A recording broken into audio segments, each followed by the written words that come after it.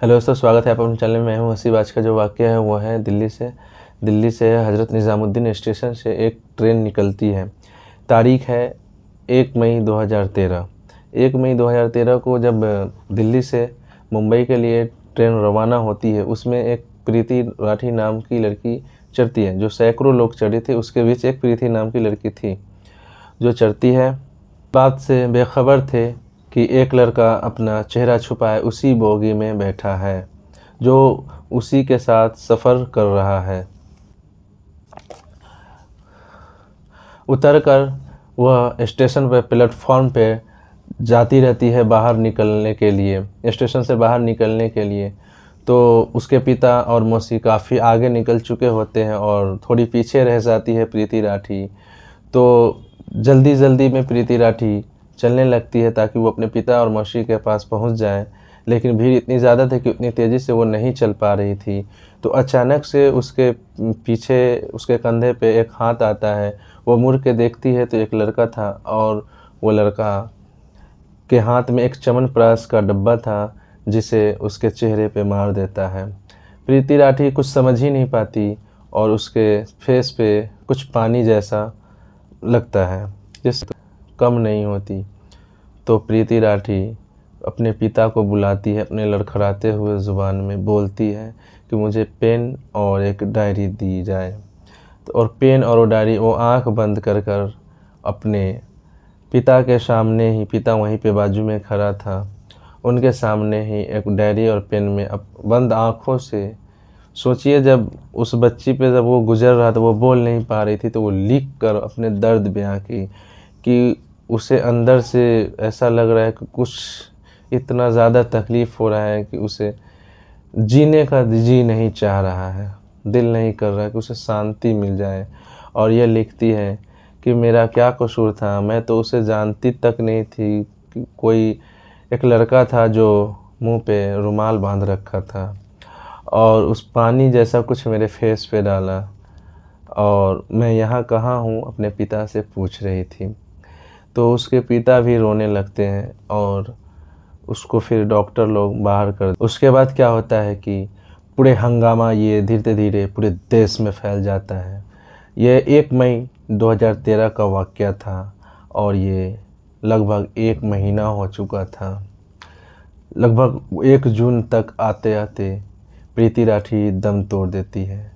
जो लंबा छलांग लगाई थी, वो नौकरी की चाहत में कुछ बनना चाहती थी, कुछ करना चाहती थी, अपने माता पिता का हेल्प करना चाहती थी। और ये कौन था जो उसको मार ही दिया, मार ही देना चाहता था, उसकी शक्ल बिगाड़ना चाहता था? ऐसा कौन शख्स था, इसकी कोई भी जानकारी नहीं थी। 1 महीने हो गए पर किसी को मालूम तक नहीं चला। उसके बाद जब लोग हंगामा करने लगे, रोड पे आ गए, तो जब मुंबई क्राइम ब्रांच जाती है दिल्ली, वहीं प्रीति राठी के घर जाती है और वहाँ से कुछ पुख्ता सबूत, सोचती है कि पुख्ता सबूत मेरे हाथ लग जाएं। वहीं पर एक पड़ोसी लड़का था जिसका नाम अंकुर था, अंकुर पवार। अंकुर पवार वही लड़का था जो पड़ोस में रहता था। 23 वर्ष उसकी आयु थी और प्रीति राठी की आयु 21 वर्ष थी। अंकुर से कुछ सवालात करते हैं पुलिस, तो वो कुछ जवाब नहीं देता और उसकी ज़ुबान लड़खड़ाता है। उसके बाद पुलिस को उस पर शक हो जाता है, निगाहें गड़ जाती है पुलिस की अंकुर पर। फिर क्या करती है कि पुलिस अंकुर के कुंडली खंगालती है। कुंडली खंगालने पर पता चलता है कि, और इधर इसकी भी कुंडली खंगाल रही थी प्रीति राठी की, कहीं कोई लव एंगल तो नहीं, लेकिन वो लड़की काफ़ी शरीफ थी, उसका कोई नहीं था। उसको कैरियर बनाना था, उसको अपने कैरियर पे बहुत फोकस करना था, उसको कुछ जीवन में करना था। इसलिए माता पिता ने भी उसकी बहुत हेल्प की थी और माता पिता ने भी सपना देखा था कि मेरी बेटी कुछ बनेगी, और वो बनने की राह पे भी चल पड़ी थी। तो क्या होता है कि उसकी एक सहेली होती है प्रीति राठी की, वो बताती है पुलिस से कि अंकुर जो है, अंकुर बोला था कि उसे मुंबई में देख लेगा। ये बोला था अभी कुछ दिन पहले, जाने से पहले, जब मुंबई जाने वाली थी उससे पहले बोला था कि मुझे अंकुर बोल रहा है कि उसे वो देख लेगा मुंबई में। पता नहीं मुझे क्यों बोला, पर वो ऐसा बोला। वो मुझे प्रीति राठी बता रही थी। फिर क्या होता है कि पूरा सबूत, पूरा शक उस पे ही पुलिस का घूम जाता है। फिर पुलिस क्या करती है कि कॉल डिटेल्स निकालती है, सीसीटीवी में देखता है। तो आज से 10 साल 12 साल पहले की बात है, ये 2013 की, मतलब लगभग 9 साल पहले की बात है। तो उस समय क्या करती है कि पुलिस, उस समय सीसीटीवी में उतना ये नहीं था, अभी अभी जितना एडवांस है उतनी एडवांस उस समय 10 साल पहले नहीं थी सीसीटीवी हमारी। तो उसमें पता नहीं चलता है। लेकिन उसके बाद जब कॉल डिटेल्स निकालते हैं, कॉल डिटेल्स निकालने के बाद वो पता चल जाता है कि अंकुर तो दिल्ली में रहने वाला लड़का था, जो नारोल में रहता था। वो उसी उसका जो नेटवर्क था, और उसके कॉल डिटेल से पता चलता है कि वो उस दिन 1 मई, यानी 1 मई को वो वहीं था मुंबई में, और बंद्रा में ही उसका नेटवर्क काम कर रहा। उसके बाद पुलिस कुछ नहीं करती, डायरेक्ट अंकुर को उठाती है। उसके बाद उसकी खातिरदारी करती है पुलिसिया अंदाज में। जब वो खातिरदारी करता है तो वो तुरंत ही अपना मुंह खोल देता है।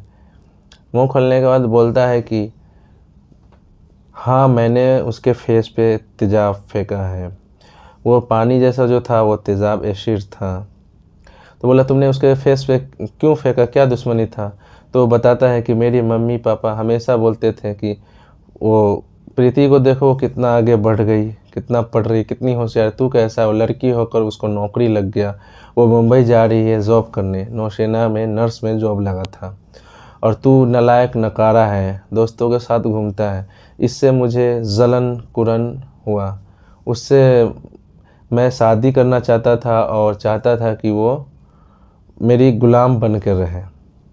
वो ऐसा अंकुर का कहना था पुलिस वालों को, जो चार्जशीट में लिखा गया है। तो फिर क्या होता है कि, तो बोला कि तो इसमें मारने की क्या बात है? तो बोला कि जब मैंने उससे बोला कि मैं शादी करना चाहता हूँ तुमसे, तो वो बोलती है कि मैं तेरे से क्यों शादी करूँ बेरोजगार से, मुझे और भी बनना है। ये बातें उसका ठुकराना और इनकार करना, और माता पिता का जो ताना होता था रोज़, हर रोज़ हर दिन उसी को लेकर ताना मारते थे मुझे।